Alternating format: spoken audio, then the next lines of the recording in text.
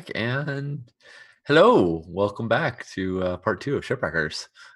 We just got on the boat of a naval vessel.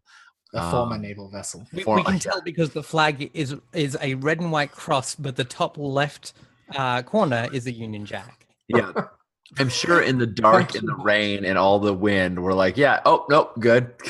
I mean, look, like as I've said, like that, like there is lightning like going on. So, I think that's it. I think that's like when we good at recognizing these things, right? That's true. It's a good point. Because we would like if it were a red one, we'd be like, fucking yes, they're gonna have cargo, right? Like Whereas like this vessel probably has cannons, which means if you melt them down, you can make things out of metal, which like is a rare luxury.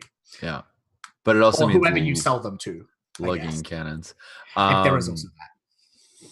Yeah, so yeah, we just found this out, and ship has been abandoned. There's at least one dead crew member that died of starvation, but had food in his pockets.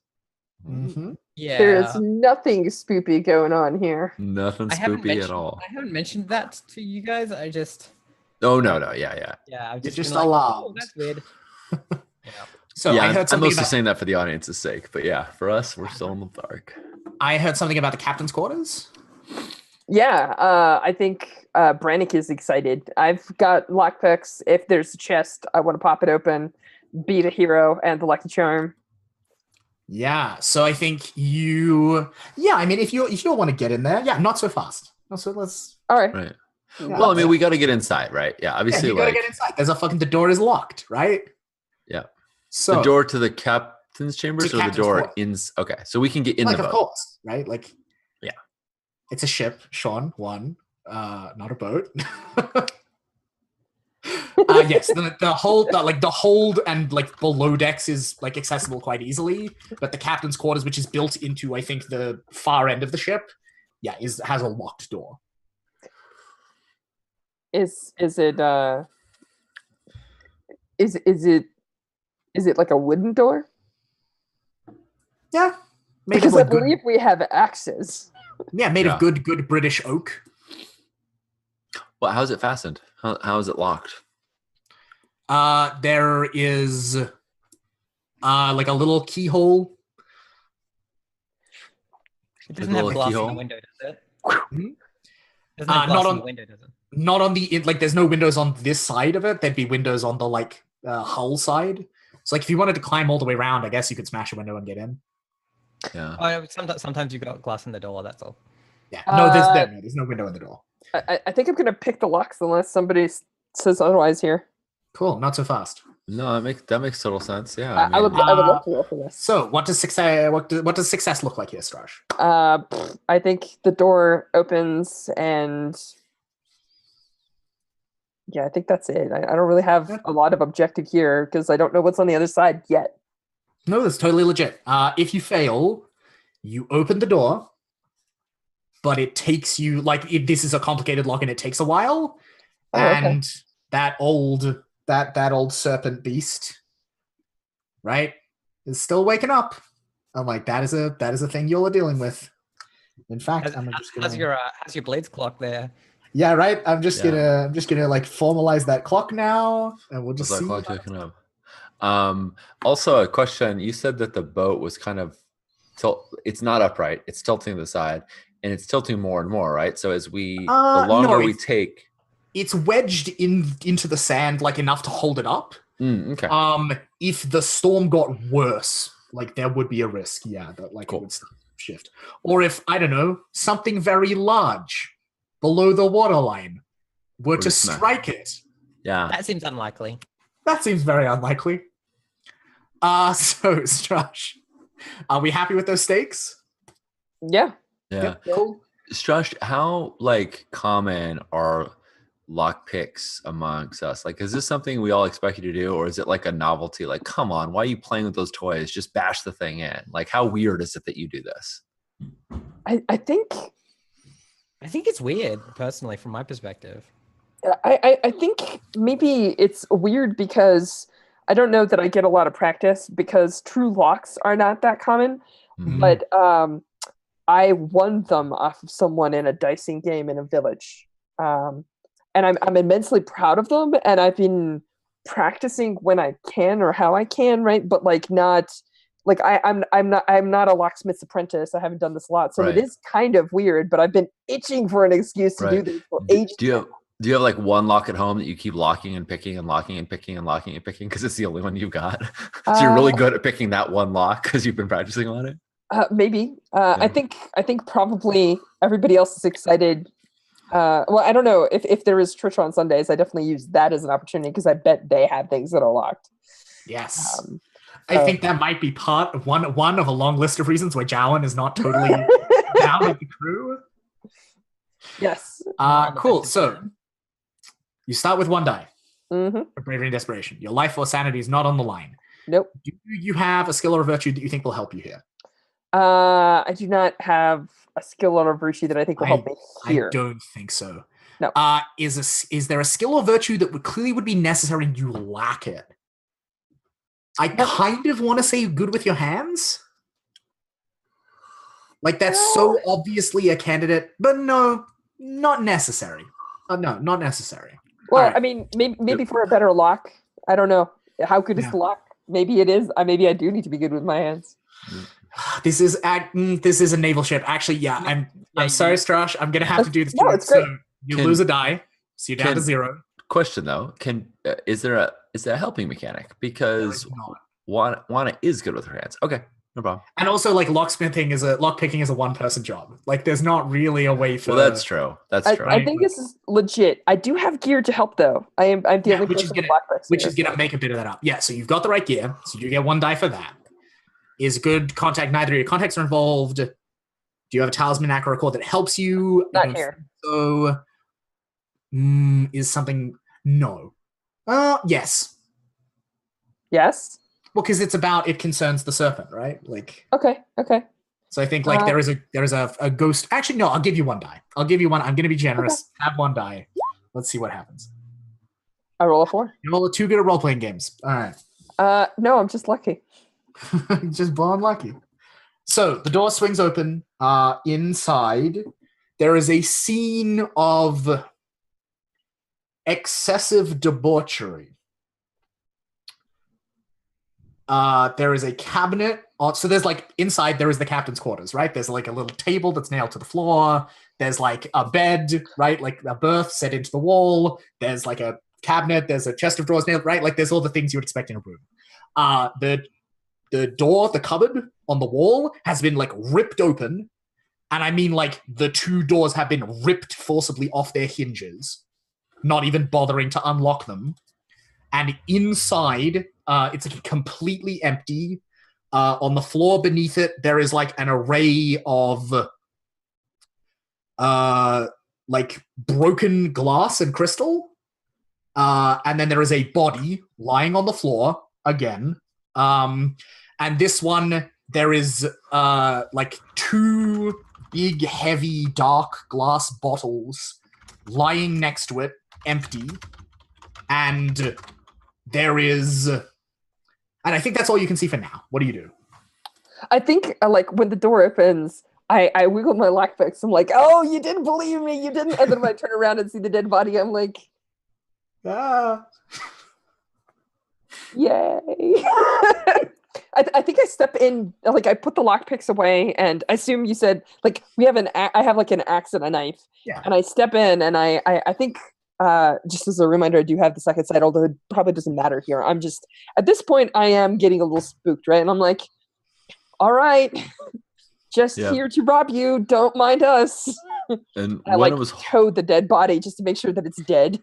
Yeah, so it rolls over, and you see its face.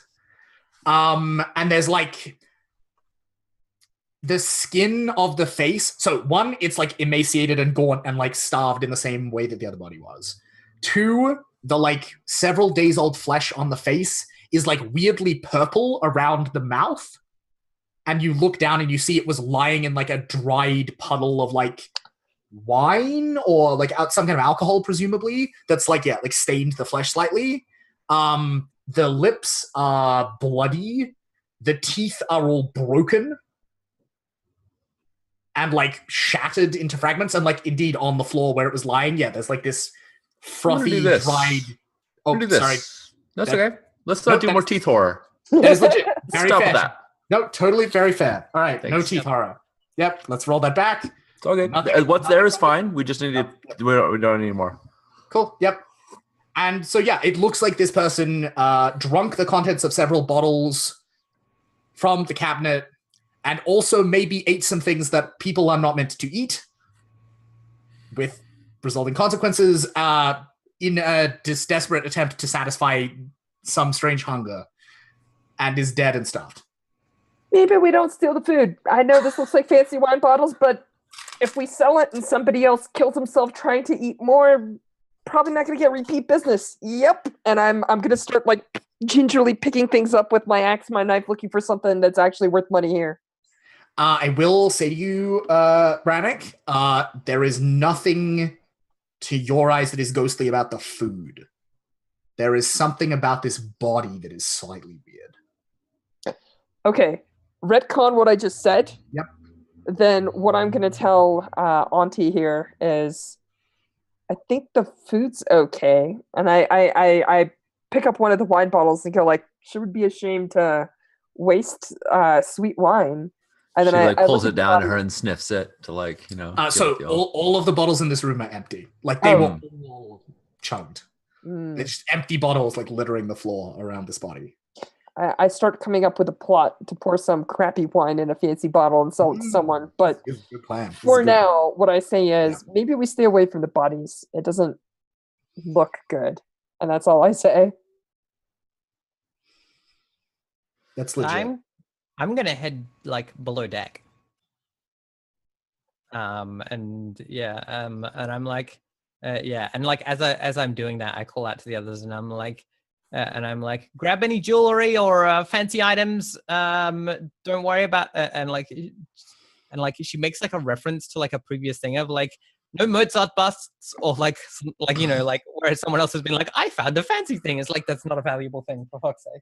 Right. I think I yell back like, don't touch the bodies. There's something wrong with them. I'm like, oh yeah, I haven't touched any so far.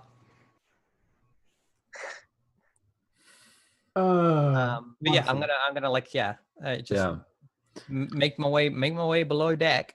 I think Wenna's sufficiently creeped out by the display that she's like, maybe we should go catch up. I'm gonna go catch up with Azeld and make sure she's careful. She likes to be. She doesn't think she's got anything left to live for, or anything to be afraid of. But still plenty of work to be done around the house. Still plenty of laundry we got to wash. Plenty of things that got to get mended. She doesn't get to get off that easily. And I'm like, maybe we should just leave this room alone. Maybe we should go find other places. I just want to see. Like, I still have this kid's imagination that the captain must have stashed his secret gold or like a cool gun that's going to make me as cool as Zold or, you know. Yeah. Awesome. Yeah, that's great. You'll and Juana's like, I'm not your mother, but she'll still kill me if you don't come back. So don't do anything, don't do anything too crazy. And then she heads off to go find Azeld. So leaving you alone in the haunted captain's chambers. Totally fine. Totally fine. So down below deck. Azeld actually steps gingerly. And we hear like the click of her like drawing the hammer on her pistol, as she's like peering down to see and giving herself the extra time to like let her eyes as much as humanly possible adjust to like this level of additional gloom. Yeah, I mean, I think like if we like, I think we got to be real here. Like you can see like fucking jack shit down here, right? Like without a light source. But I think like the layout down here is fairly typical, right? Like there is a section where the crew would have slept, and there is like a store. There's some storage spaces for various things. I think at one point as you're going down the main corridor, you half trip over, like you kick a thing, and like it's definitely another body. Does it and, like, have flint and tinder or anything like that on it, or a lamp? There's gonna be lamps down here. I don't think the body does. No. Okay. Well, like I'm rifling through the body looking for that. So Yeah, there's like there is just, again, like they are carrying food on them, and then there's like some small personal effects of the kind you would expect. Like maybe I think like a little like carved wooden object of something, like a half carved like wooden horse. Yeah. That was probably like being worked on for like a child back home or something. Yeah, I think the child was probably probably the firstborn child of replicants. Nope. Okay. So I like I just like say back in like a speaking voice to when yeah, I think you hear Wenna coming down. Well, that's the thing is I like when is like being quiet, and then I'm just like talking to you, even though like you don't think I've noticed you. And I'm like, you're leaving him up there to play his games. I don't know why you let him fiddle around with stuff like that. Could have just kicked that door in. Brennick's young. He's curious. He's got to kill his own snakes. He'll figure it out. He'll be fine. He's got a few more years until everything starts sinking in. I'm sure. Besides, he's touched. He knows things are. He knows when things are. There's a difference between him just being foolhardy and when things are really wrong. He's not gonna. He's got his mother's sight. He'll be fine. We need to. And I'm like, yeah, I know. That means that he can see things. That means things can see him. There's a reason she's not out here with us. And I think at about this point, the two of you have found like the storeroom for all of the like slightly more valuable gear that the ship would have been carrying, including, there is a lantern and means to light it. So we get some light. And from here, like, the hold is not like an interesting place full of exciting surprises, right? Like there is food of various preserved kinds that will last a long time. There are a couple of barrels of clean water. There is sailcloth, like in great, like long bundles.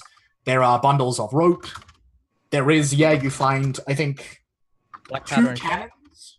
Yeah. And like the cannons are probably too big, but like a bunch of cannon shot that could probably be carried and melted down. And like maybe even like a little bit of gunpowder. Yeah. Now, remind me, how deep is the water outside the? Did we wade in, or did we have to swim?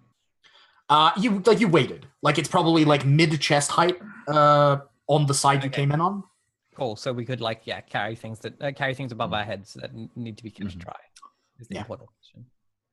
Yep. And there's a rope tied to the boat that we tied to the rock that we could drag things that don't need to be dry but are heavier. Yeah. So we could. Yeah, exactly. Yeah, if you want to chop off that masthead, that figurehead, for instance, we could bring. Or water barrels. Yeah. Yeah, exactly. Yeah, and I like gesture to the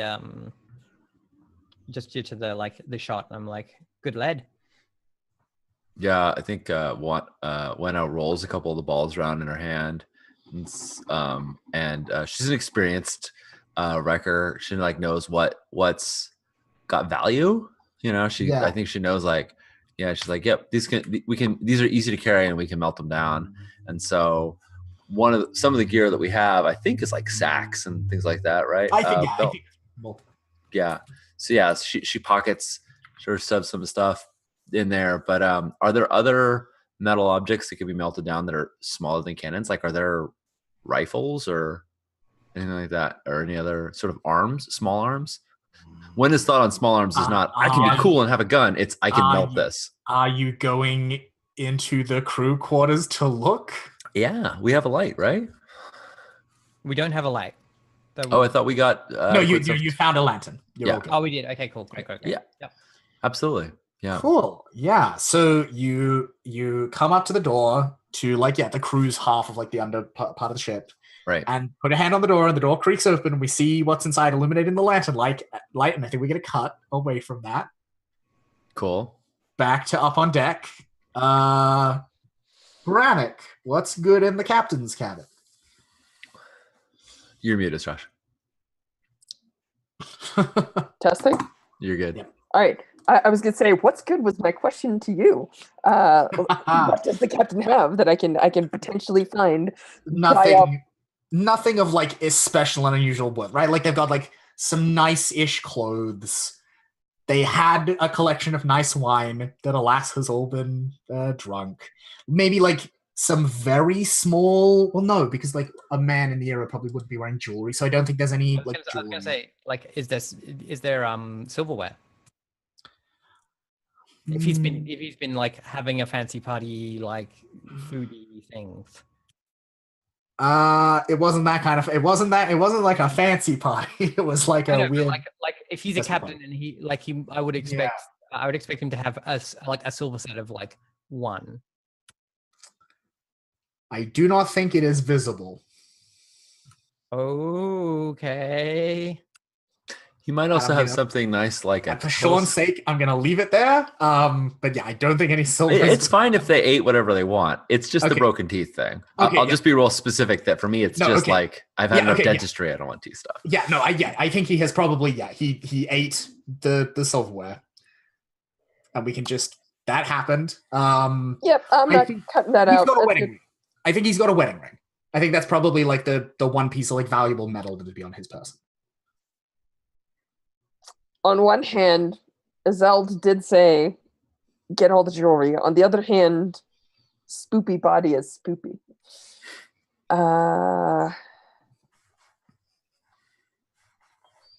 Is it gold? Given his social status, I kind of feel like the answer has to be yes. Oh, damn it. I hate this. All right. I mean, you got to hash it. I think that's what's gonna happen. Is I'm like, chop. Yep, like the finger comes off. Pop. Cool, not so fast. Okay, awesome. I was expecting it. So I'm gonna lead here. What failure looks like is that whatever curse this ship was under, you imbibe into your person by taking. Would you say what does success look like for you? Success looks like I get the ring and no curse. Yep, and like no curse on you or no curse on the ring, or like what are we looking at here? Oh, that's funny. Right, like you get to ask for whatever you want to ask for here. I feel like to have honor the integrity of the fiction, it should be that. And Josh, I'm just an idea. This is your call, but like, is that Brennick can tell that there's a curse and like manages to get it without touching it. Like, no, we're cursed on you, but like, clearly there's a curse here. Like, that can't not be the case, right? I don't know. It's my thought. Well, I think the question here is like, is there an element of like just being lucky enough that you pick up a piece of jewelry that isn't cursed?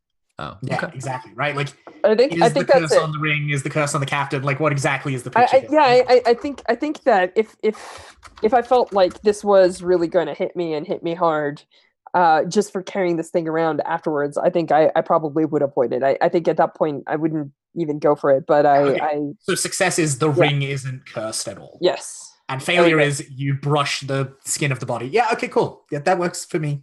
All right. So. Is my life or sanity on the line is a relevant question this time? It is a relevant question this time. Yeah, the question is like, how directly is a bad thing going to happen to you? I mean, I feel like, let's fucking commit. We've got like an hour left to play. Yes, a bad thing is immediately going to happen to your sanity if you fail this. Rad. I feel like I have lucky and second sight, both of which should be applicable here. Yes. Do you have the right gear? An axe and the ability to remove stuff without touching the flesh too much. Yep, I'll give you that. Do you have a talisman Necrocore that will help you? Yes. So that's 5 dice. You have as many dice as you could realistically have. Is the ghosty ghost? Oh my goodness! All the success. All the sixes. So yeah. What does this look like? You succeed at the thing spectacularly. What does it look like? Describe how you get this ring without touching any of the body. I actually think I do touch the body, but for a split second, I'm not myself. I think my spoopiness steps in. So the curse tries to reach out for somebody, and there's nobody there. And then I'm holding the ring, and I am myself. Yep. So what was that, Ash? Is that what you call her? Your spoopiness? Actually, I might underline a second name. I think it's totally. I think that's a really good decision. Your mother's name is Luena, by the way. At least in my canon. You know what? I think. You know what? I think maybe Luena is also the name of my sister. Like she was supposed to inherit the name. Nice. That's not a spooky omen at all. That's a really common thing. So there's not that many names. The bit where you chose to kill her though, like makes it all a little bit more spooky. Sure. I chose to save Brannick. That's exactly how it worked. Yeah, you chose to save Brannick over Wenna. I'm just saying there's an omen in that. Anyway, I did the thing that Isolde told me, and I'm so proud of myself. So I pull out my handkerchief and I tie the ring inside it, and I'm just so proud because I got the jewelry just like I was told to. Yep, cool. So and then I will find the rest probably in a few minutes. Yep, and so I think as we see you like step out onto deck, like back into the rain is coming down and the wind is tugging at your clothes. We see another flash of lightning and hear thunder roll. And I don't know if Brannick sees it, but we, the audience, definitely see a little ways further out to sea this like great, dark, coiling shape just illuminated in the water for like a moment. Dig it. Would you like to notice it? Yes, I would like to notice it. Is that just like a thing I can do? I don't think there's a roll here. I don't think you don't have to. You've got second sight. You don't have to roll for that. You can just fucking do it. All right. So I think I will probably run downstairs to notify the others that we're probably going to have to leave sooner than expected here. Yep. Cool. So, yeah, the two of you have just opened the door to the crew's quarters. Yeah. And everything is fine. And there's lots of money here. It's magical. No. What came upon this ship? Great wealth. And then they all decided that they would take an oath of not eating because they were so happy. Ash is always... I love playing with Ash because she's adorable. Here's what you see. So you open the door. It swings over. There's a noise. And we just get this like pool of light from the lantern around you. You can't see like all the way into the crew quarters. You can just see like halfway. And you can see, let me begin with the like geography of the room. You see a table in the middle of the room. And then presumably, and I think you know this, right? Like there'd be like a central like crew's mess, and then off it there would be sleeping quarters for the crew. Mm-hmm. And so in the middle of this mess room, there is a table where everyone would have sat and eaten, and you can just see like the very edge of it at the edge of the lamplight. And then sprawled across the floor between you and it are 4 bodies.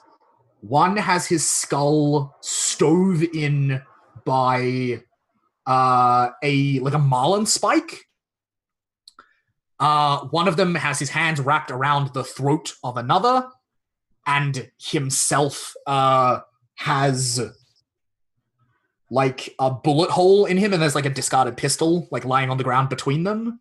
And then the 4th one has a rifle with like its bayonet spike on it, like through his chest. And it's just like lying there with it like sticking up out of it.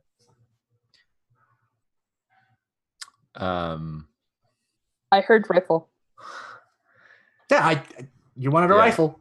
Yeah, when like look, she's casting the lantern around, and when the lantern covers over this, like we will see it for sure, but she like raises it so that like we see it for a moment, and then that part is like left in gloom and darkness, so that the light doesn't linger on it. Yeah. And so which part of the room? So are you stepping into the room? Yeah. I mean, as long as I'm not like stepping onto a body, but I mean, you've got light, so I don't think you're at risk of that. Yeah, but she If turns you do, to Zeld. Surprise. What's that? If you do step on a body, it's not going to be by accident, right? Like, right. Because you'll see it coming. She turns to Zeld and says, "It was like this in the captain's quarters," and kind of looks to you like, "We know this is messed up. Like, are you in it to keep going? Because like we could just turn around now." But she's trying to see. She's like, she's definitely like, well, ghost ship, grab what you can, let's get out of here. Like she's like, okay, we're not going to like do multiple runs on this one. We're going to grab whatever we can in our hands, fuck off. Yep. All right, we're getting what we can. We're getting out. That's all right. That's the plan. And then okay, so you want to. And she's like, get that rifle. It's worth good. That's worth good cash. And like she starts like she's kind of talking to you, but half talking to herself, like doing the mental inventory thing of like what here is worth most money to carryability ratio. Yeah, and so you guys are like carrying a lantern around the room to like check out everything in it and make that assessment. Yeah, so there's more dead people in this room. There are probably like 25 into like this like an orgy of violence, right? Like all these people killed and shot each other over something. The closer you get to the table in the middle of the room, the denser the bodies are, as though whatever they were fighting over was somehow like involved the table.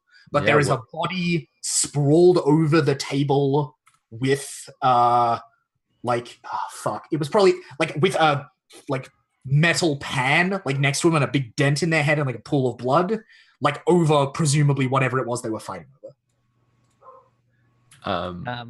I mean, I want to know what it is. Yeah, you said there was a rifle with a bayonet on it? Yeah, in the chest of the guy who's closest to the door. Yeah, can we pull that out and use that to push the person off the table? Roll him off the table? Absolutely. And lying on the table, completely unstained, unmarked, untouched. And so actually, where the blood from like his head wound like was on the table and like spilled towards it, right before it touches the edge of this object, it turns from a blood stain into like a water ring. And there is a bundle of fur. Like rolled up fur as though from like an animal. Like a skin or an actual animal? Like a skin. Black, sleek, beautiful, and like slightly patterned. Do mental math. Yeah, no. I'm definitely like check that. Is that a Selkie skin? When sort of takes the bayonet blade and like tries to like, if it's like, does it look like it's wrapped? It's tied. It's like it's been rolled and then like tied with 2 pieces of string or something into a little bundle. Can I cut I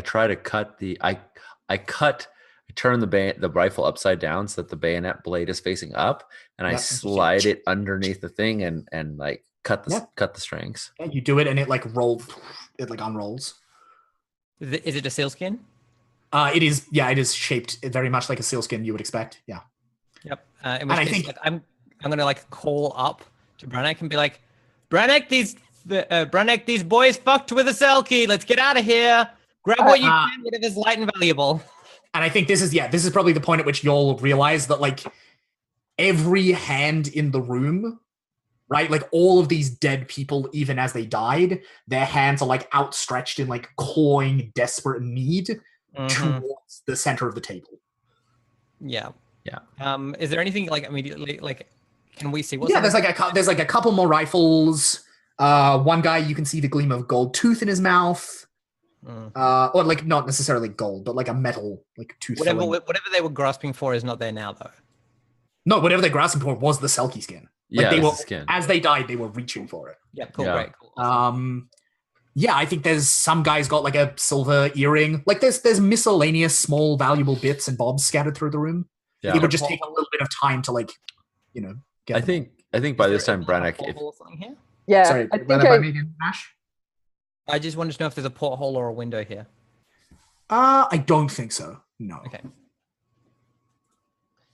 I think there's definitely like this might be the time where I come like skedaddling in, Yes. and I'm making all sorts of noise about how. Do we have a nickname for the beast of the bay? yeah, I'm The sure we Beast of the do. Bay sounds like a workable nickname for me. I mean, Yeah. you'll come up Excellent. with. I'm it's- happy for you to name it whatever you'd like to name it. I have no I just yell. I'm like, we got to get out of here. I think the storm woke the old snake up. And when I kind of like scowl, she's like, "Yeah, you're right. We should get out of here. I'm sure it was a storm." Here, and she like shoves a rifle in your chest. Like that's what you always wanted, right? And she's definitely trying to get Brennick not to like get all spoopy with the Selkie skin. Cool, And not so fast. She's hoping to distract. She's hoping to distract him with like, "Oh, I get a shiny rifle." Not so fast. No, Sure. that's fine. That's my intent. Yep, that's what you want. Here is what failure looks like. Brannick lays eyes on the Selkie skin. I Okay. want it. Like gets a proper look at it, and then like with second sight, all that will then follow and entail from that. Sure. So like your success here is like you head him off before he even has a chance to like look. Yeah, absolutely. Yeah. Cool. It's like yeah. So let's roll something. start with one die. Your life or sanity is not directly on the line, Okay. so you don't get an extra die for that. Well played, Luke. Well played. Do you have a skill or virtue that would help? Experience, good with hands, weatherproof. I don't think so. I'm not convinced. Nope. Would a skill or virtue clearly be necessary and you lack it? I feel like well-liked would help here. I don't know that it would be necessary. So I think you're good. So we're still at 1. Do you have the right gear? I think You I have the do. rifle. Like Yeah, the rifle. he's specific. Brannick specifically wanted a rifle, and I have one to give him. Yep. There is no context involved either way. Something ghostly is about. Roll 1 die. Good luck, Sean. Nope. Our first failure of the day. I wanted to bring it home. I wanted to make sure we had one. So, yeah, I think you do it, and like you push the rifle into his chest, and Brannick like takes the rifle, but has already like over your shoulder seen the skin. And Brannick, to your second sight, like it is the loveliest thing you have ever seen.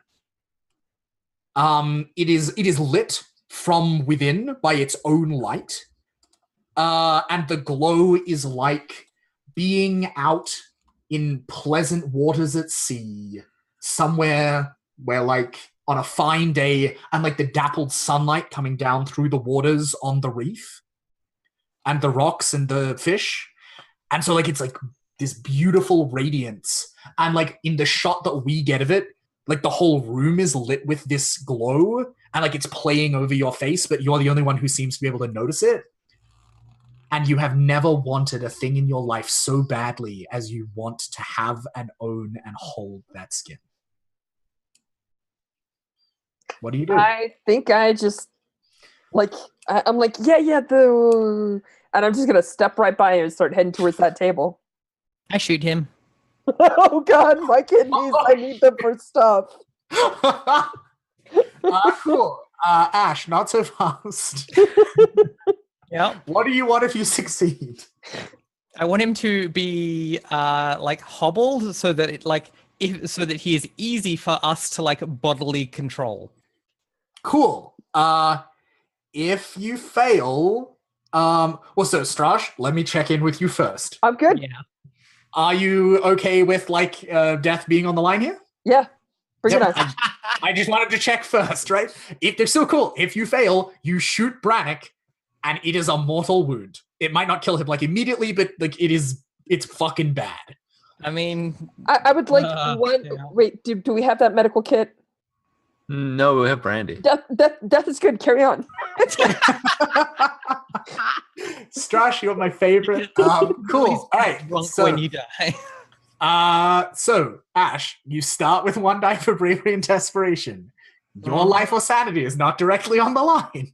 No, it's not. I would make a posit that if this Selkie has the same effect, if this Selkie has the skin has the same effect on Brannick that it does on all the other men here, it's reasonable. Well, it's reasonable for Azelle to think her life is on the line. They all killed each other to get it. I mean, but we, I guess, as players know. But you don't. But also, like, yeah, you like none of you are also going for it, right? Like they all killed each other because there was a competition involved. Yeah. And right now, yeah. So I don't think you get that. Do you have a skill or a virtue that helps you here, Ash? Yeah. Well, I'm ruthless and sharp-eyed. Yep. I don't know that ruthless will help with the not killing Brannick by accident part. I think sharp-eyed will help you aim it. I feel like willy-nilly is kind of like a thing that I do. Like I'm pretty good at shooting people from the hip and getting them where I want them. No, that's fair. All right. Yeah, but like regardless, yeah, you definitely have a skill or a virtue. Mm-hmm. Do you have gear that would help you? Yes. Yes, I have a pistol. Is a good contact or bad contact involved? No. Do you have a talisman? Brannick doesn't count as a bad contact? Nope. Okay. Brannick's not a contact. Brannick's a PC. Okay. Yep. Do you have a knack that would help you? I'm helped by my spook. Yeah. Yeah, because you sense this like as it's forming. Yeah, before he steps around. So he steps around into the shot. Mm-hmm. Cool. Roll 4 die. Let's see what happens. 2 successes. All right. Cool. So where do you shoot Brannick? Look, honestly, I'm going to shoot him in the hip, which is probably going to be like a permanent like injury, but at the same time, I'm smart enough to know that otherwise he's going to try and kill us. So, like, yeah. Yep, Brannick. All of a sudden, there is like a there's a loud sound. It's not the thunder, though at first you think it is. And then just like white hot pain erupts in your hip. Is that enough to distract me from the warm seas and the sun dappled rocks? Yeah, I mean the skin is still glowing, but like you, like I'm bleeding. And like yeah, like also you're bleeding. And like just so to be clear here, like at a mechanical level, like you are still in control of your character's actions. Like this is not like supernatural level compulsion yet. You just really want the shiny thing. I do want the really shiny thing, but I think I fall to the ground, clutching my side and screaming because I think that is a very reasonable thing to have happen. Curses Azelle. You know what I told you we had to bring him back in one piece. Like he's in one piece. He's got more pieces now. Quickly, load him up. Let's go. Can't load. You just shot him. We can't load him up. I'm like, weren't you the one that was saying he was a strong young boy? Yeah. She says, and like as I'm doing this, I'm rifling through for valuables. Yeah, totally. All right. I think actually, you managed to get like someone's got like a brass, someone's got like a copper, like a couple of copper rings. Someone's got a silver neck, like a silver earring. I think someone has like a beautiful little like locket of their sweetheart, like tucked away close to their heart. And so yeah, like you gather up some like valuable miscellaneous goods. I think I'm crying and asking Gwenna if I'm gonna die. Yeah. It doesn't feel to me like this is the right place to try and do, impromptu surgery. But nevertheless, I mean, on the one hand, I want to get this lead shot out of Brannick's hip and stitch him up. On the other hand, this isn't really the best place to do it. So I'm gonna try and get Brannick back up, and I'm like, it's okay, it's all right. She does this to all of her favorite nephews. It's like a rite of passage, Brannick. You'll be fine. That's you ever wonder why Cheston limps around? He got on her blind side too. And I'm trying to give Brannick some whiskey to numb the pain. Do you want to? Or brandy to numb this the is pain. crew quarters. There's probably chests with their belongings. Maybe a spare shirt to like pack my wound. Yeah, exactly. Well, what I was gonna, Sean. Yes. I'm saying two things here very specifically. Does that sound reasonable, Sean? Is that a thing that you would do? Can you at least like bind my wound? Is that okay? Yeah, absolutely. Yeah, I just hadn't gotten there. So And Ash, you were looting people for valuables. Yes. I think my pants are covered in blood, and I'm clutching my thigh. And by the time the two of you come back to like pack me up and take me whatever, there is a sealskin in my pack. But continue. Oh. Oh shit. Yeah. I feel no motivation to say not so fast to that. I'm very happy to let Strush do that. Sean, not so fast first though. okay. So you Strush, that is not at all my intent in there, like to leave you alone, but I think it's totally fine if you like. I think it's even for 10 seconds. Like, I'm begging you to do something. Like, I know that you'll stitch me up when we get back home, but I'm not going to make it. Look at how much blood there is. Can't you do something? Please, please. So, please. But first, there's the question about whiskey. Yeah. So, you want it to numb the pain? Not so fast. Okay. Because on a failure, the person who drinks it isn't Brannick, and it doesn't help Brannick. Okay. All right. I'm okay with that. Because Strash, you had your ghost eat the curse. Like, things are a little weird now, Just right? can't eat some whiskey. It's Sure. The ghost is hungry now. Yeah, what can I say? So Brennick's still in agonizing pain. Well, cool. I mean, only if you fail. Yeah. So, you start with one die. So here's okay. I feel like my intent got like chopped up in like 6 pieces. So I want to state my intent because you say, what do you want? Yes. And I want to say what I want because the whiskey was just like a small part. What I want to do is give Brennick some whiskey to kill the pain, clot the wound, bind it with like a belt or a rope so it doesn't keep bleeding, and basically get Brennick so that he is mobile and like it's still gonna hurt, but he's able to like put his arm over his shoulder and we can limp out together. I'm stable. Stable. Yeah, yes. mobile and stable. Yeah. That sounds reasonable. So that's if you fail, the whiskey doesn't go to Brannick, and so there's still a lot of pain involved. Yep. And the wound will still be bleeding a little. Cool. Awesome. So start with one die. Your life and sanity isn't at stake. Do you have a skill or a virtue that helps you? Yes, I'm good with my hands.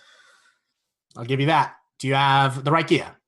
I got some strong brandy. It's meant to kill the pain. I'll give you that. No context involved.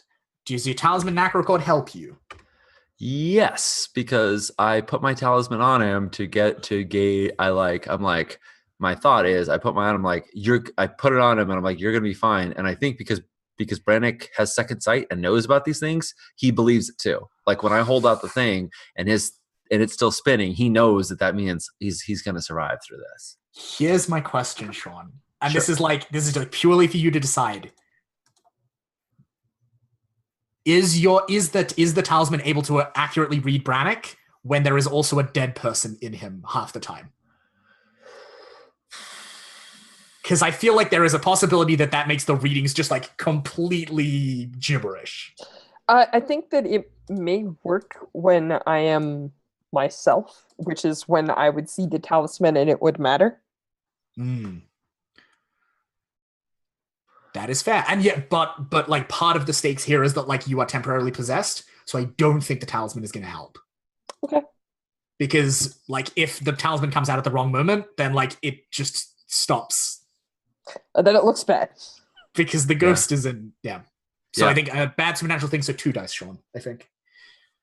In the end. So something ghostly is about? Okay. Yeah. Something ghostly is in Brannick right now. All right. Cool. Hey! There we go. Good at the medicines. Good at the medicines. I think she pulls out the talisman and it like doesn't spin while she's touching Brannick, and she's like, "What are you good for anyway?" God, and like shoves it back away, like curses at at the witch who made it, and says, "Well, just shut up. Just listen. Your mother said you're coming back, so you're coming back. No ifs, ands, or buts about it." She shot me she shot me. I'm so crying. Never gonna hear the end of this, Giselle. Never gonna hear the end of this. I'm taking it kind of personal. Strash is my favorite. Yeah. I had no idea your impression of a badly shot 16-year-old Strash was so convincing. There Nice. So, I think So you've managed to get the loot out of or at least something out of the room. You've got in that time you've managed to get Brannick like operational. You've got the lantern. The door is open. What do you do? And we've established that Brannick has, while we were all distracted, grabbed this Elky skin and slipped it into his back. Somebody could have noticed that on the way out. I'm gonna assume that I want to notice that on the way out. I mean, like Ash, you are sharp-eyed, so like I think you noticed. Well, also it was the center of our attention, right? Like we were all staring at it. We weren't all enamored by it, but we were all like, that thing is fucking dangerous. So I mean, we weren't all enamored by it because only one of us is a dude. Yes, but all of us were staring at it, looking at it like with fear and suspicion. Yeah, with fear and suspicion, sure. Yeah, right. So like, it's not like you suddenly go, oh yeah, that ticking time bomb in the center of the room. That's fine. We can ignore that now. So yeah, I think. Yeah, exactly. Yep. And like, I'm going to like probably like clue on that like he's taken it. So like, honestly, if a big thing comes and wants to eat us, someone's getting eaten first. I am going to be the bleeding delicious snack that's right. And you've got the Selkie skin, which is obviously the thing that's like, to me, calling to the beastie. Absolutely, yeah. That's why I was like, oh yeah, I'm sure it was the storm that called the beast, right? Yeah. It's definitely just a windy night. Yeah, I think we're trying to get off the boat and into the water. Cool, not so fast. Cool. You wanna get off in decent time? Is that your kind of goal and intention there, Sean? Yeah. I'm gonna take it that Wenna didn't notice, and she's mostly just annoyed at both of them, annoyed at Brannick for being so, a man, and annoyed at Isel for shooting him. And so she's like, come on, you mother. And she feels like all the onus is on her. So she's got Brannick, and she's like dragging him along to try and get out quickly. Obviously, we can't move really fast because Brannick is shot. Mm-hmm. Yeah. Cool. Bad thing. Did they have one of those arms off the side of the boat that lowers like the dinghy? The dinghy, yeah. I don't think it was that large a ship. I think they probably would have. Well, that's the nature of a ship. Since you corrected me on it, is a ship carries boats. Yep. Is that actually the difference? I did not know that. Yeah, a boat is a small vessel, and a ship carries boats. And you specifically told me I did not realize that was the difference. I thought it was just a matter of going out at sea or being on lakes. No. So I think it does have the little arm thing. Nice. Yeah, we should totally lower you in that. Yeah, I was gonna say. Yeah. Yeah. So here is the bad thing that's gonna happen if you fail, Sean. Yeah. When the old beastie knocks on the side of the boat with its head. Yeah. Which, to be clear, it is going to do. Oh, I hear you. When that happens, it is going to smash through the side of the ship. Awesome. And water is going to start pouring into the hold. Fantastic. Yeah. So the intent, obviously, can be interrupted.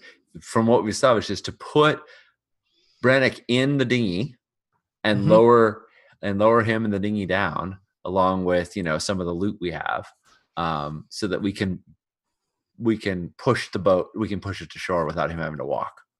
Yeah, I think let's stop at lowering it down. I think that's a good breaking point. Yeah, exactly. Yep. Yeah, cool. And the bad thing is you are interrupted in the middle of doing that by a horrible sea monster. Fantastic. Go, sea monster, go. All right. So, start with one die. Yes. Your life is not directly on the line because it means the sea monster will be among you. It's not like I'm saying, and then it will swallow you whole and you will die. Okay. So we're not there yet. Yeah. We may be quite close. Do you have a skill or a virtue that will help you? I think both being an experienced wrecker and knowing ships, but also being good with my hands. I was specifically talking about fiddling with mechanisms, and this is getting the rope and pull. Legit. Do you have the right gear? The right gear? Not. I don't think I have any gear. I'm almost tempted to say you have the wrong gear because you have a bleeding lump of boy that you're trying to manhandle around. Sure. But a person is not a piece of gear. Okay. So I'm not going to do that to you. Also, the wrong gear is not an option. That is true. That is true. Ash knows how this game works. Right. There's no context. I'm here to win. That's right. There's no context involved. Yeah, this is the same way that Ash plays fucking Pilgrim in a Sundered Lands. Nice. Is a talisman knack or a cord help you, Wenna? I don't. No, my talisman doesn't apply to this. And there is definitely something ghostly about. Cool. All right. One die. Nope. Yeah. Sorry, so yeah, you guys are like halfway out of the deck, out through the hold, and then you feel the ship like trembles as something very large and very heavy hits it. And then there's like a beat of like, oh shit, what just happened? And then it gets hit again, and the wall next to you just like explodes into a shower of splinters. And this great, horrific head, like an eel, so like long, coming to like this snout, this mouth filled with like row after row after row of like razor sharp pointed teeth, dripping with like black slime, almost like oil slicked, and these like burning lambent eyes. And like the water starts to pour in around it, and it's like in there and starts like snapping at the lot of you. What do you do? I think there's definitely some screaming. Mm-hmm. Where am I? I need some context for space. How far away is the storage, not the crew quarters? Like, what's the space between those? I think so. I'm imagining you guys had made it out into the like middle corridor of the hold, and it has come through the storage. Okay, so it's come through the storage. All right. Yep. So it's in the same space as us. Like it's visible to us. I'm gonna grab one of those. You said there were a couple of barrels of black powder. Yep. Cool. Excellent. I'm gonna grab one of those, unplug it.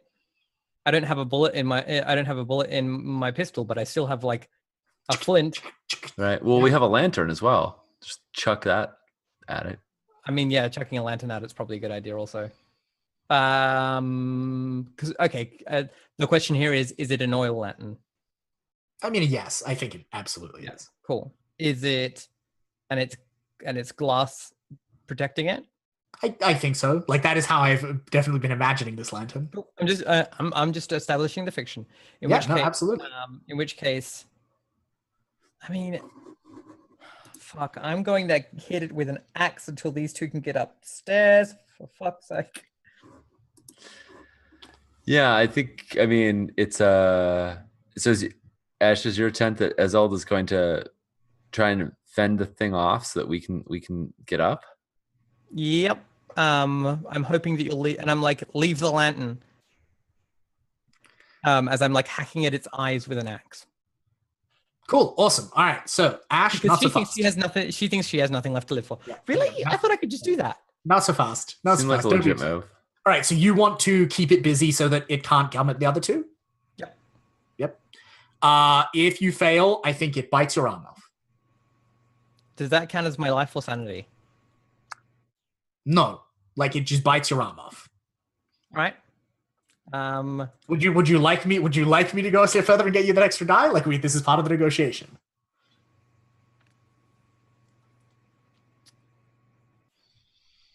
Yeah, no, I would like to go further and have the extra die, thank you.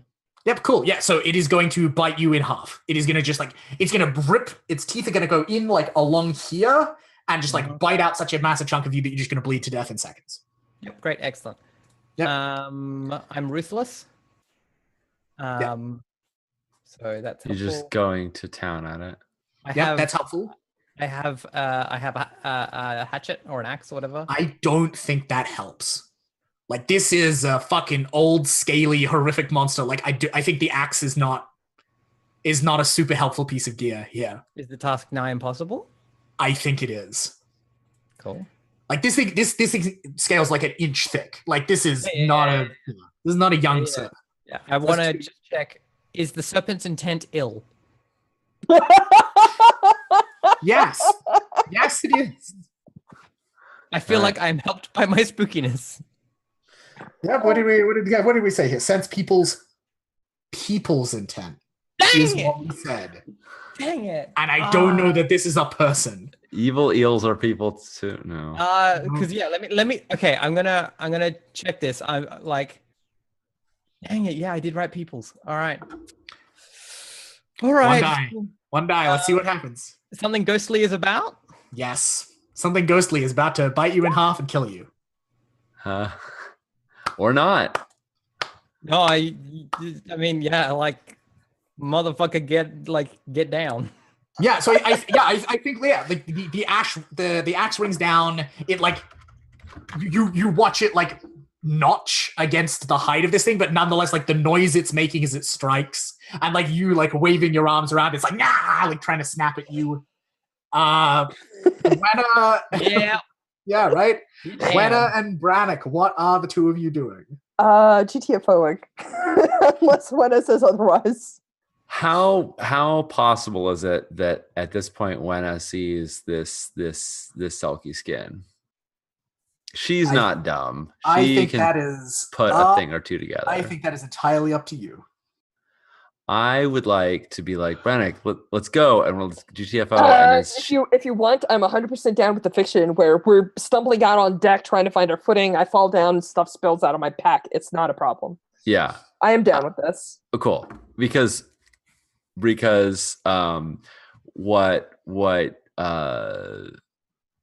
seeing that axe, like knowing that Azelle has a strong arm, she's ruthless. She's like cut a man's arm halfway off before. She's not actually strong. She just doesn't give a fuck. Right, but there's that she's like Kanta Haig, right? Throwing like everything into it, kind of energy, right?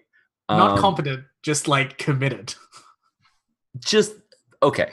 The axe bounced off the thing, right? It distracted it, but it bounced off. It didn't bounce off. It bent. Oh, okay. All right. Like the axe head was blunted against this appliance. Like it is now a like notched, like useless axe surface. Right. Okay. So just to be clear, the axe did not harm this thing. It distracted it. Yes, I wasn't bitten in half, so I count that as a win. No, I did very much a win. Absolutely.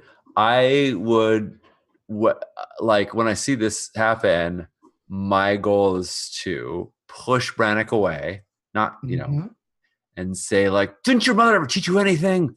You don't mess with sea monsters. And she grabs the thing and she says, you want this thing? Come get it.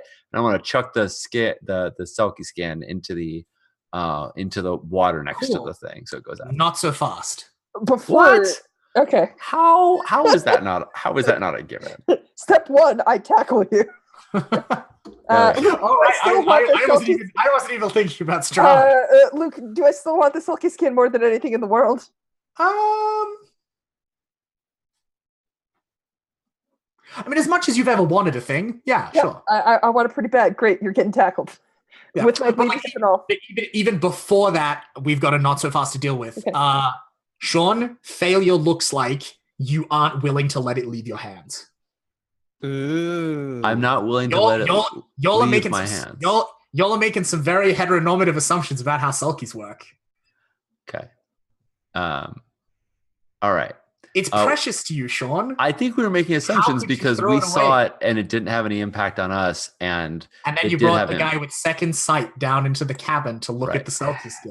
Right. It's not Sean's precious. It's my precious. I just want to be clear about this.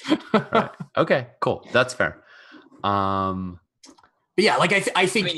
I saw a bunch of men all want the thing. Yeah. Yeah. Right. But yeah, Sean, like I think, like as you go to throw it, like if you fail, what this is like all of a sudden you realize, and actually so, either way, as you go to throw it, you suddenly realize that you don't, that you don't want to let it go. You're like, absolutely. But actually, this is a nice thing and I want this thing. Right. If you fail, you are unable to bring yourself to throw it. I think there's a level of warmth like in the bones that Gwenna has never felt. Like this is just a cold enough climate that she's always just been chilled in her bones. Like she's never had like enough meat on her body to like ever feel really warm. And this is the first time she's ever felt like that. It reminds you of those rare summer days when it doesn't storm and you can just like stand out in the sun and let it soak it. Like it feels like that. and she's weatherproof, right? Like she is just used to being like, I'm just cold all the time. I don't care. It's fine. Right? Like she's just like grumpy about it. So this is like the first, she's used to being like frozen to the bone and still working. Okay. And I think it also, something about it makes you feel young again. Cool. Like not physically, like emotion, like it reminds you of the emotional landscape you had when you were younger and more carefree. Awesome. Before you had seen so many people die under your hands. And I mean, so many. Like, how do we define so many here? Like, is like 10 so many? Is 5 so many? If you count animals, right? Like 2 under your hands does sound like you choked them to death. Well, no, like as in like doing like. Well, just the one, right? Like, wait, was the one that? Wait, yeah. Her umbilical cord was wrapped around Brannick, and I had to cut it. I had no choice. I had no choice. Sure, cool, great. But yeah, so what does success look like for you? Success looks like I chuck the thing into the water. Cool. Yep. Awesome. So you start with 1 die for bravery and desperation. Your life or sanity is not directly on the line. I think it is. I think it is. I think sanity very much is here. Yeah. If I don't fail at this, I'm going to jump in with it. Let's put it that way. Okay, if cool. I can't let it, you said I couldn't let it go, so I'm not going to let it go. I'm going to go in with it. So yes, my sanity is on the line. All right, that is fair. I'm accepting that. If you want to amend the failure state to that, I am happy to commit to that. Sure, sanity is on the line. Do you have a skill or a virtue that helps you here? I'm not sure. Experience definitely doesn't. Good with my hands, I think might make me quick enough to snatch this and chuck it fast enough. And weatherproof is weird in that I specifically am like, I'm used to like the worst weather, and this like although I like this feeling of warmth, like I know I can endure a lifetime of cold. Like that's a thing that I know I can live with. But I feel like we're stretching a little. That's true, but I think good with my hands applies in terms of being quick and deft. But the question is not can you land the shot? The question is, can you bring yourself to do it? Right. Okay. Good point. And so actually I'm gonna make it even worse. I think there is a skill or virtue that clearly would be necessary, and I think it's ruthless. Okay. Like I think that is the thing that would make this like easy. Mm-hmm. So you're down to 1. Do you have the right gear? No. I don't. What's that? Yeah, I don't see how any gear I have would be particularly helpful in this regard. Is the task now impossible?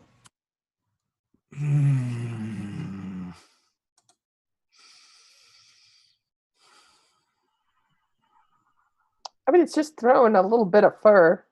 It's bringing yourself to drop the ring into Mount Doom, Josh. Don't you try that with me. Yeah, I think it's not impossible. Yeah, I think it's not impossible. You're down to 0.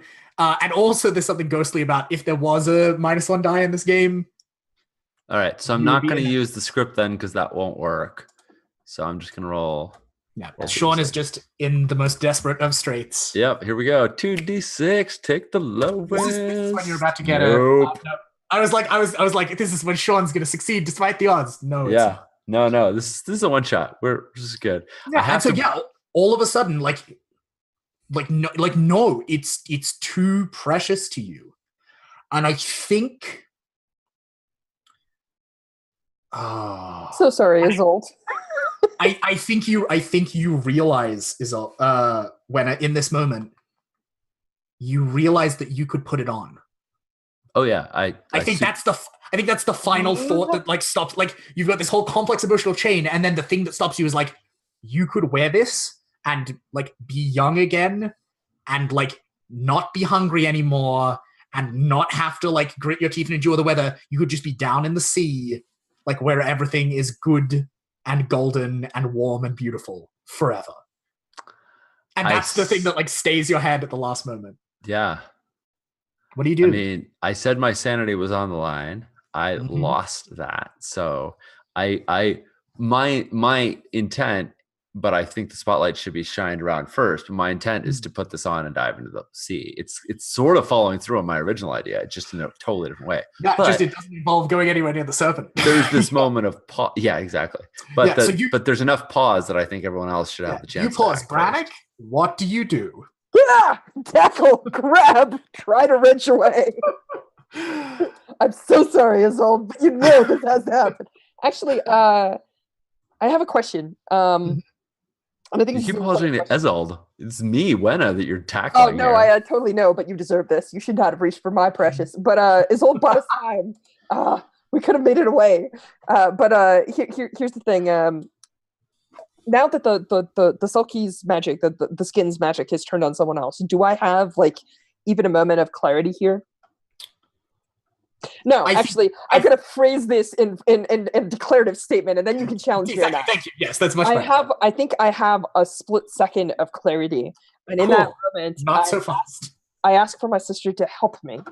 Yes, because, very good. I think what I'm going to try and do is I'm going to try and take me and Wenna over and drag her to shore because I'm a strong swimmer.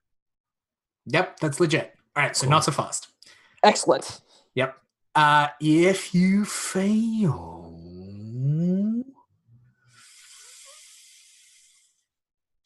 I mean, if you fail, you're going to like actually like just beat the shit out of Wenna, right? Yeah. Oh no, I'm gonna make it sadder than that. Oh, that's easy. That's the easy mode answer. If you fail, you call out to your sister and realize she isn't there. Oh, good. You already fed her the Sulky's curse, and so like she's not with you anymore. She's off chasing the skin on her own. All right. She might have a grudge against me since I killed her. I accept this dark bargain. We could talk about that. We could talk about that in a bit, Sean. But like, yeah, I think that's what failure looks like. Is like you reach out to your sister to save you and realize that like she has left you. Oh, come on, sis. I believe in you. I want to flavor this a little bit in terms of as you come up to her. When you come up behind her, she turns and somehow in TV motion picture time, like you moving fast, she still has time to slowly turn. Like we weren't that far apart, but now we are, just so that the turn can happen, right? And you see the talisman is hanging from her neck, and it's spinning as faster than it's ever spun before. Like it's Anyway, that's all. That's very good. Rad. So, Strash, what would you like if you win? What I would like if I win. Well, actually, let's talk about this. Is this 2 rolls? If I win, I'm willing to negotiate with you in the fact that I'm going to take me and Wenna overboard, but we're going to land in such a way that we're like functional. I think let's keep this initial. I think there's a role here for just like, do you get the moment of clarity? Yep, that's fine. Then I think we can then talk about as a separate matter the question of getting off the ship. So if we're talking about a moment of clarity, then clearly my sanity is on the line here. Correct? Yes. I will give you that. Yep. Considering your sister might be gone, yeah. Yeah, you start with 1 die. You get 1 because sanity's on the line. Do you have skill or virtue that would help? I have not been cheesy because this can be used all over the place, but I feel like I'm lucky. Yes. I think Born Lucky is like the only thing that would help you here. And I have no gear. Yep, there's no gear. Is this nigh impossible for any human? Yes, we've already kind of. It is? Okay. Well, we've already fictionally established that like resisting the lure of the Sulky skin, is nigh impossible. All right. So then you lose 1 for that. Good contact, no bad contact. Does your talisman help you? I think I'm going to give you that die because if you don't fail, it very much will. There's no way to do a specific -1 die, so can we just agree that the last die goes away? Which one is that? I'm going to hit it. Oh, yeah. It's not going to matter. I fail all over the place. It's all terrible. This is going to be the first really unhappy ending with character death that we've ever had. That's okay. Oh, yeah. I'm so delighted to get to share it with all of you lovely people. So I don't get a moment of clarity. I am still incredibly focused on this thing. My sister is gone and chasing the Sulky's curse on her own.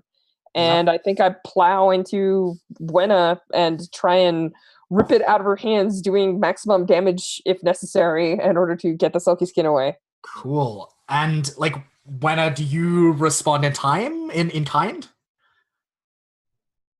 I mean, I think my goal is to flee, and right. So you're trying to get away, and like, yeah. I mean, I don't think I have any to stop you. Oh god. Yeah, I don't think I have any malice towards Rennick. but I do have a flight response here. So God, and we know that Brannock's got chisels I do. on his person. Oh boy. Okay, so I think we pan away from this. Yeah, we see Brannock like plow into Wenna. We see the two of you go down in like a huddle on the floor. We cut away from this to Izeld. Hi. Yeah, so I think you are like peripherally aware of all of this. Yeah, but there's also a sea monster. Yeah, which is why I say peripherally. Like, I think you're aware they're not leaving, and like the axe is just like this crumpled, like useless mess at this point. And it's like one of its great, like dinner plate sized, lambent, glowing green eyes, which are like the color of like St. Elmo's fire. One of them is just like fixed dead at you. And you can see yourself like reflected in its surface. All right. And you start to hear a strange sound. Ooh, what kind of strange sound? I don't think like it's not a sound that you've ever heard before in your life. Mm-hmm. Yeah, cool. But What does it sound like? But instinctively you know what it is. And it's this like deep, sonorous, like resonant hum that like you can feel it in your bones. And you know it's the song of this thing. Okay. And you know that if you were just down in the water with it, you could hear its song and you could speak with it.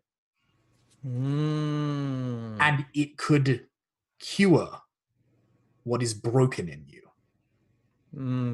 I see. Like your blood is poison, but the black blood of the ocean can fix that. I see. Well, What do you do? Gunpowder lantern explosion time. Awesome, not so fast. Focused. So just talk me through. The plan is to throw the gunpowder into its mouth, at its face. What exactly? Into its mouth? Yep. And when it's like, what the fuck is in my mouth? Then like throw the lantern and blow it up. Cool. Awesome. And so if you succeed, you want it to be badly damaged enough that it leaves. You want it to fuck off. Yeah, that seems reasonable. If you succeed, sure, it fucks off. But like you just blew up a barrel of gunpowder in close proximity to yourself. Yeah, I feel like my sanity I feel like my life is on the wrong. Yeah, like if you fail, like you are like really horribly burned and mangled by the explosion that you will be in really close proximity to. Yep, sounds good. Like to a lethal place. Do you have a skill or a virtue that would help? Ruthless or sharp-eyed? Ruthless, 110%. Do you have gear? Yeah, you got a barrel of gunpowder. Yep. Good job. Do you have a talisman knack or core that will help you? I don't have any contacts. Yeah, there's no contacts. There's no contacts involved. Yeah, I don't know that my knack is going to help me here. No. Sensing intent? No. So it doesn't have any ill intent in this moment. Yeah, something ghostly is about. So 3 dice. Nice. Very nicely done. Yeah, and so like the gunpowder goes like through the air, lands in its open jaws as they're like opening, and it's like inviting like hissing noises coming out. The barrel lands in there, like snaps off a couple of the front rows of teeth. The lantern goes in just as it's like closing its jaws in a moment of like reflexive surprise. And then like fire erupts everywhere. The oil, the black blood of the sea that's like coating its hide, like ignites. Yes. And so now it is like burning and like wreathed in fire. And it screams this horrible noise. And I think like all of you bleed a little from the ears. It's so like intensely ringing and painful. And it starts to just like thrash around, and like 4 ribs of the ship to the left like just snap as it like thrashes to the left, and then it thrashes back to the right, and like another 5 ribs snap off as it like makes enough room and like breaks half the fucking side of the boat open. Right. And then like withdraws into the darkness and then disappears into the water. And like the fucking hold is like half full of water now. What do you do? I walk home. Cool. before you do that, I want to see what's going to happen with the other two. Sure. Sure. We'll come back to that. For I hear them scrambling up above, and I'm like, for fuck's sake, I'm just. they're not even up above. Like they're like just behind. Like they're 10 feet behind you. All right. I look No, at them and I'm like, we're on- Make it that far. yeah. In which case, I in thought which we case, had like made they've been in the same room as the explosion. Then. no, Well, no, so we're let's- on the deck. Okay, Yeah. you're on the deck. Yeah, Yeah, we we're were on because the that's when I was going to throw it off the edge. That's where we're going to lower Yeah. him down on the Yep. dinghy. Okay. No. Legit. Yep. Cool. All right. Yes. So you are up on the deck. Yeah. Yeah. So they are not in the room. Yeah, we did make it a little ways before we Yep. got. So Cool. timing wise, I'd love to say that just as Brennick tackles Wenna, that's when this all happens. So that instead of it just being like Brennick going stab to Wenna, that we would Brennick fall hits- down, but then suddenly the ship is chasing all over the place. Brannick hits you. The ship shudders. There is an incredibly loud boom down below. Then, the ship shudders twice more as the serpent thrashes around. Brannick, you out of the corner of your eye glimpse it withdrawing, and then the ship starts to tip because it is now missing a fairly structurally integrous part of one side of it. What do you do? So I would like to jump in the water. That is what I would like to do. Strash? I'm okay with this action as long as you do not jump into the water while you're still holding the skin.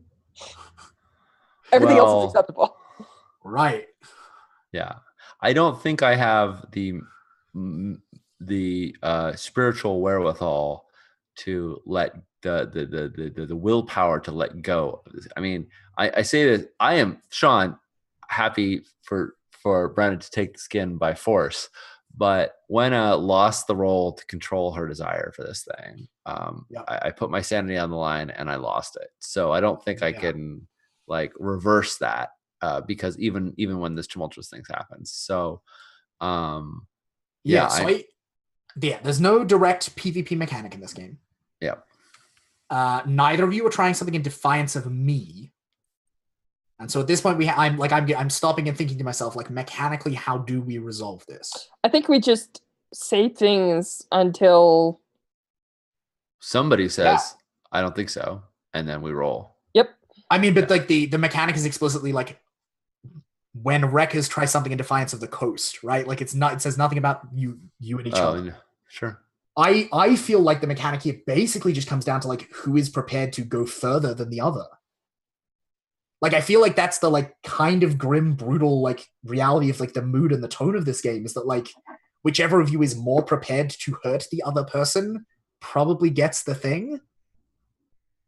Okay, cool. But that is me putting a thing to the table for a discussion about how we feel. That's about fair. That sounds good. How far are you willing to go, Sean? I actually want to think that. I actually want to think that mechanic out a second before. Yeah, no, totally, absolutely. Normally, we see how well equipped we are with skills and virtues. In this case, we're saying we're going against each other, so it's how far are we willing to go to hurt the other person. I mean, the other question, the other way to do it would be who has the most appropriate skills. Yeah, actually, tell you what we're going to do here is we're going to hack on the fly the engagement roll mechanic. Sounds good. Yeah. And we're going to change the question slightly. All right. Right? So, I feel like Sean, Strash is the one rolling here because Sean, I'm not inclined to say, I'm not going to say no to you. I think that is a reasonable thing. I'm not going to say not so fast. Right. And so the default position here is you get the thing that you wanted. Strash is the one who wants to change the default course. Sure. So he is the one rolling. So what does Brannick want then? Knowing what that does Brannick want? if he takes no action, I'm going to jump in the water with the skin. I actually don't 100% have a problem with that. I actually think that this is fine. I think I'm going to go into the water after you. No problem. Okay, cool. So in that case, yeah, there isn't a contest here. Yeah. So Brannick grabs for you. It doesn't work. You're in the water, Wenna. What do you do? You've got a heartbeat before Brannick plunges in after you. What do you do? Do I have the any sense? I mean, um, I am responsible to Luena and her son. I'm bound by blood. I want them to have a better life than we have. I'm thinking about my character's motivations here and trying to figure out if there's justification, because you're controlled by the big evil magic thing. Is I want to know like where that stops, like in psyche. And like this is very much like, if we think about this in the lens of Lord of the Rings, like I think that is the right place to think about it. Like it's not that you're controlled by it. It's just that you have a deep, like, you want this object more than you have ever wanted anything in your life. Yep. And the idea of parting from it is like physically painful to you. Right. But I've dealt with pain all my life. And what this would not do is achieve any of the things that are important to me, which is having something better for my family and taking care and having something better and for the family and honoring my bounds of blood. So while this feels like it's a little bit like cutting off my own arm, what I want to do is drop it into the inky Black Sea, like so that it disappears, not so that it's like, oh, cool, Brannick can just grab it, because that's just going to perpetuate. Yeah, you want to like hurl it away so that it like disappears from. Yeah, exactly. Not so fast. Like I think this is. Really? I think this is acting in defiance of the ghosts. Of course, yeah. So if you succeed, we've said what you want if you succeed.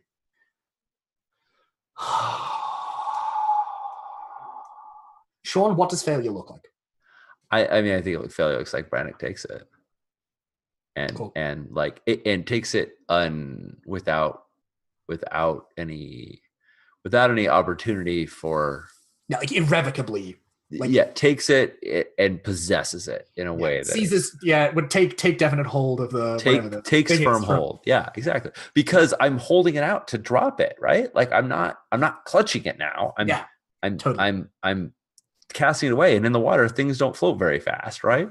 So legit. All right, cool. So you start with 1 die for bravery or desperation. Yep. I don't think your life or sanity is directly at stake. Okay. Because you've already given away your sanity, Sean. You can't get that one twice. No, and I agree. And like Brannick's goal is not to kill you. Right. Do you have a skill or a virtue that would help you here? I mean, if the question is, can I bring myself to do it, then I think being weatherproof is reasonable, because I'm basically saying like I can deal with the pain. Like I've dealt with it all my life. It's not fun, but I know I can understand that. I think that's reasonable. Do you have the right gear? No, I don't think so. You lose 1 because the task is nigh impossible. Mm-hmm. No contacts are involved for good or for ill. Does your talisman knack record help you? Well, I described it spinning like incredibly fast, and that might be the thing that triggers to me that this is wrong. It might be the thing. I feel that. I would give you that. Yeah, like yes, it feels right, but it defies the natural order. Like I can tell it's going too fast. It's that emotional beat in A Wizard of Earthsea, right? Like patch the flesh and like soothe the fever, but let the dying spirit go. It's like death is like how life works. Yep. So yeah, I think you got 2 dice. But also it's spooky, no? But the spooky thing only kicks in if you don't get the bonus die. The talisman also protects you from. Yep. Oh, nice. I did not expect that. That's useful to know. No. Oh. Hey, you don't have an accord anymore, son. You. If I get a hold of this kid, she'll come back, because then we'll both have it. It'll be great. That's how this works, right? It's a sibling bonding experience. We'll go swim in the sea together. How bad can it be? There it is. Sorry, Brannick. I finally get a success. No, it's cool. But we play games with dice because we need the dice to tell us things, and I feel like they said something very strong. Yeah, and so like you throw it away, and it lands in the water, and I feel like there's a flash of lightning overhead. The thunder rolls as it lands. And then in the like darkness after the lightning flash, we realize that it is glowing with its own light, and like everyone sees it this time, not just Brannick. Right. And yeah, it's like radiating like sunlit, distant light as though seen from under the water, and just like it sinks down, and like we follow that light down as it sinks like deeper than the water where it landed is. Like your characters all know that like, you know, there's like a sand flat there, but it just like sinks and is lost. And the sea or is returned. I would like to futilely dive after it because the dice have set a conclusion, but I will try and reach for it and fail if that's okay. Oh yeah, absolutely. You dive after it. Cool. I'm not going to say not so fast because I think like it's just not mechanically on the table that you can get it. No, it is not, and I think it's just like the thing that I would do, but it's gone now. Yeah. Right. You hit. I think you hit the bottom and like digging in the sand before you really, before it's. And I think like I don't know about anyone else. I think we might leave it there. Like I don't know that we need to see like what happens to what little of the goods you were able to salvage for this to be a satisfying ending. Ash, feelings? I mean, like I got some stuff. It's not like a lot, but like a bit. I have a gold ring. It's true. All right, so maybe carry. Okay, so maybe I'll tell you what this is. I think we fade out on the scene of the beach, right? Like the storm has subsided slightly. The serpent is gone. Like everything there is relatively unthreatening. We fade out on that and we fade back in on one of the villages. Which village have you gone to sell your wares? Is it Bottleneck? I think we're going to Gwithian because it seems to be the slightly spookier of the two. All right. That sounds legit. And like if they're going to be able to if anyone's going to be able to handle this, probably associated with cursed stuff, is them. Curse adjacent. Yeah, is it really cursed? I mean, the skin is gone now. It's fine. We don't have to tell them.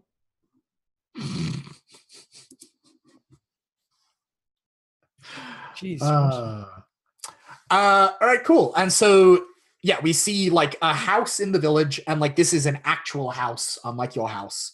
So there's like some of it is even made of stone, and it's got like a good stout door, and like maybe even a window set into the front. And it is like 2 a.m. in the morning at this point, probably. Who is the one who is like knocking on the door to try and wake up whoever this is?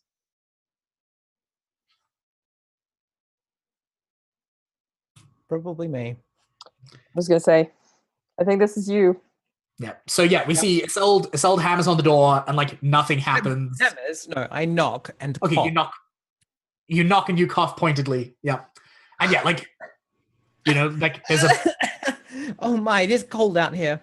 Yeah, there's a beat of like nothing happening before like we see like an old squinty-eyed face at the window. The actor is, give me a moment, I'm just gonna Google because I know exactly who this is. I just need to check. It's David John Bradley. No, the guy who plays Filch in Harry Potter, right? Like squinty-eyed and like big bushy. Yeah, Walter Frey, big bushy eyebrows, and like peering out the window. And his face kind of like he sees you and he squints a little, and then his face like softens and he like opens the door. He's like, come in out of the cold, and like ushers you into like the. And we come inside, and I'm like, oh, thank you. It's been a rough night, and I'm like, but we have some things to show you. Yes, very good. Let's bring them. Settle yourselves into the chairs and dry off by the fire. And he kind of shuffles off to go and find like a lantern to properly light things so he can see what it is you've got. I think his name is Q. This is Q. And yeah, so Q is gone for like a minute and then comes back with a little like hooded lantern. And yeah, like does the hooded lantern like shoot like poison darts, or No. it doesn't transform into radio? No. It doesn't. It can't be. Am I getting? Okay. Oh, Q! Now I get it. Okay, excellent. Yes, wonderful. It took me a minute. I was like, nope.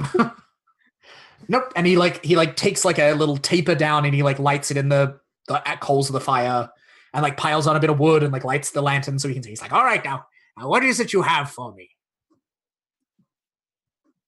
Yeah, and I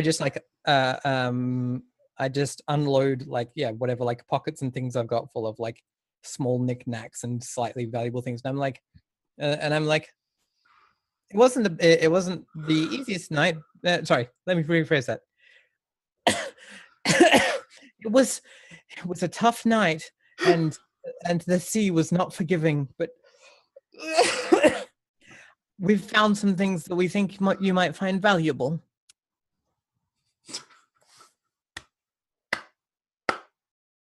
And yeah, just like being like, check out this pocket watch and shit. Yeah, and is the ring in this pile or not? Strash?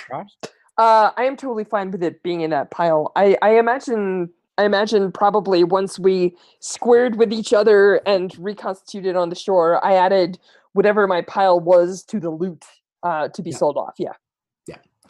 So he's like squinting down at it and he like picks up the ring and like bites on it to just like check that it's real gold. Like puts it down again and is like, yes. Why do people do that? It always leaves a mark. That's how you can tell it's real gold, Ezeld. Let me. Are you wanting payment in kind and cash and supply? What are we looking at tonight? Just supplies if you've got them. We're a bit low. We're a bit low on tallow, and we could use some extra salt. Yes, because I think Q is probably like the owner of the town like general store, and I think Gwydion has the only. Oh yeah, in the same way that like Bodinick has the only church. Between the two, Q has the only general store. Yes, Gwydion has the only general store, and Q may or may not have like done some shady business in the past to acquire it. And he nods. He's like, yes, I'm sure we could go for like let's say cupped handful of salt and it's 2, 3. If you just put it on our books, I'm sure that'll be fine. Yeah, and he, I think at this point, like not so far. Like he's gonna try and rip you off, right? Like because of course he is. He's played by John David Bradley. So, what do you want if you succeed? I want our existing store credit to be wiped and to have credit on books. Okay. I think if you fail here, Ash plays to win. Yeah, right. Like, I mean, Ash has played this game before, right? Like, there's no point being shy about what you ask for. Yeah. I think if you fail,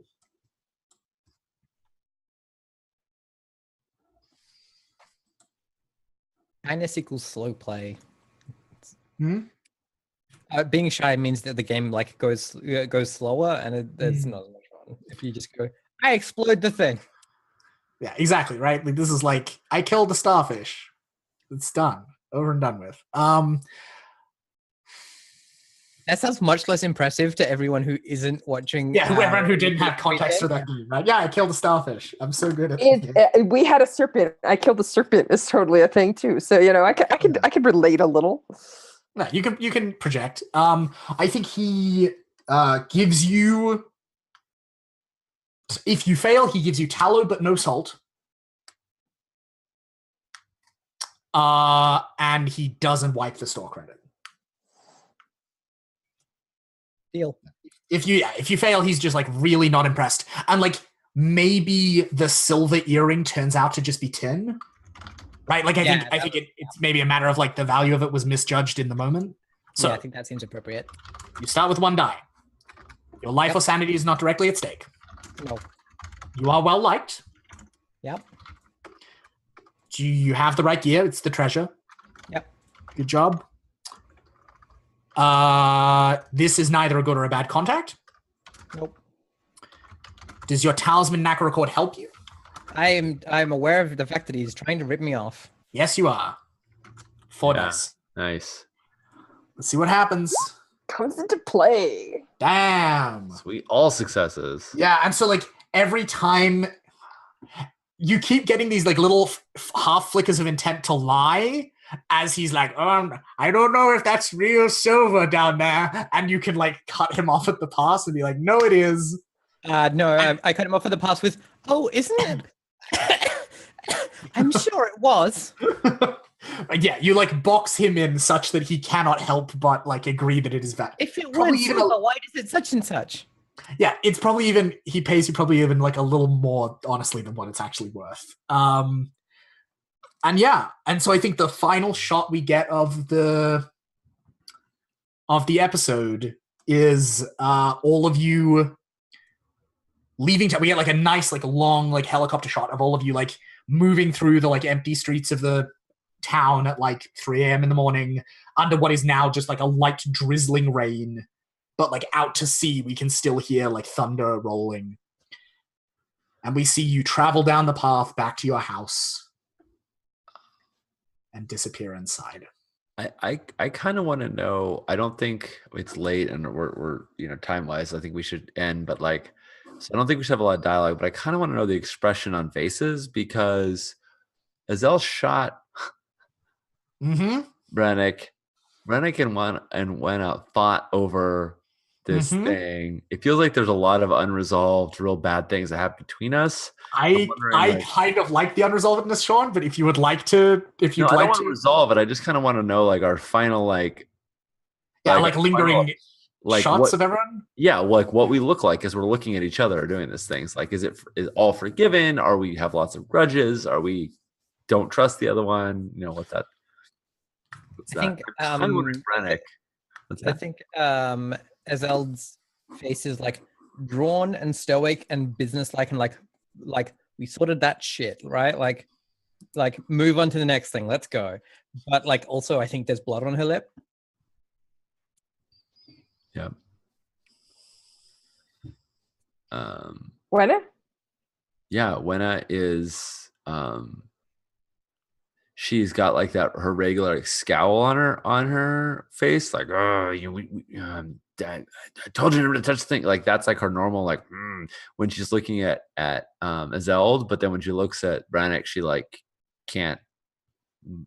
She's like, and then she like softens and she can't like meet his eyes because she knows that like he didn't kill her, and also that like they're probably not right between the two of them.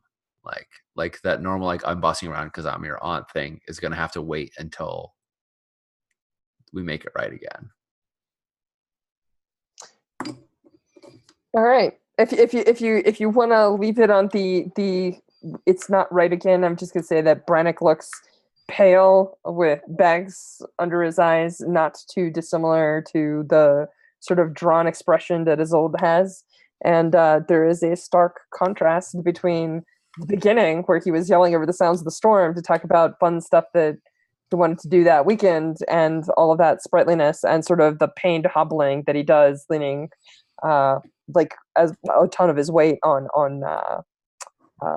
Wenna as he leaves small dribbles of blood on the path behind. Yeah, and so we see, again, like from a very, very long shot, we see the door open and like the warm firelight inside spills out into the night, and we see you all enter safe and warm and out of the rain, and then the door closes. And so we leave it. We did it! We did it! I have only one question that like I have a thing I'm curious about. Strash, do you think Brannick survives? Like, does the bullet wound get infected? Like, what's the picture there? I mean, it's not a fatal wound. We did establish that. Yeah. But like, if it's not poorly cared for. Yeah, exactly. Right. Like, it's not an immediately fatal wound. I think he does. I think I think he does. Yeah, I think that the combination of the midwife being very concerned and knowing what to do here with her good hands, and also us having established that the wound was not fatal. I don't want to play this necessarily. Okay, who am I lying? I definitely want to play this another time. But I imagine that we'll see the slightly limping, drawn-faced Brannick leading a very different crew of shipwreckers down the paths at some point. Yeah. That sounds cool as hell. All right. I still don't have my ghost, but I think I look for her in the waters every time. Cool. All right. Thank you all very much for playing my cool spooky game with me. Yeah, thank you for running it. Spooky game. Yeah, and Ash, thank you also for coming in and joining us. Yes, thanks for jumping in and being our fourth. I did just hear from Alice that her power went out, so Ooh. I called it. For 2 hours, yeah. Yeah. So thank you very much, Ash, for jumping in. This was a lot of fun. I love this game.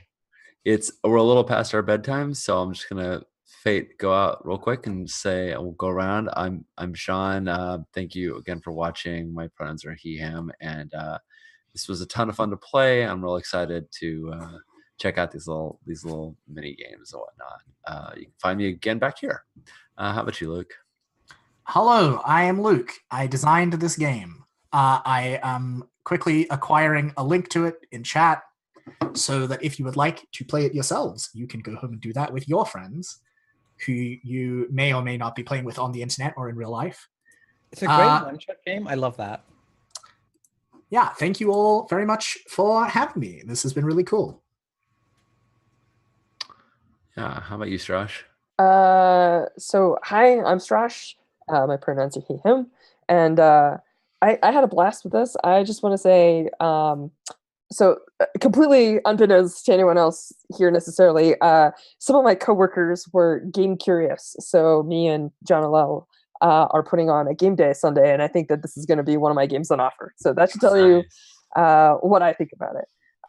So yes, it's a one shot, and I feel like this is going to be a great one shot. As we're going to have a bunch of people, going to go and try and wreck a ship. So I think that'll be super fun. And so that's it for me, and that's my. I will hook you up with a copy of Oracle as well if you want that, because that's also a really good introducing people to games. Sure. One, so that's cool. Ash. Yeah, hi. Sorry, impromptu guest Ash. I'm being very rude. Hi, I'm Ash. You can follow me at ACGIAK on Twitter, Twitch, YouTube, Tumblr, and Patreon. If you, I will be streaming on my Twitch, which is that CGAC, in an hour or so. Going to do some game development, doing co-working with Emily, who is Blackwell Says on the Twitter. So check that out. Excitement. Thanks for having me. Oh, I forgot. I have a Twitter. It's Wildwoods Games. You can follow me on it. You should do that. You should totally do that. All right. Thank you all. This was lots of fun. And thanks, chat, for hanging out with us. This was a real good time. We'll see you in the laters.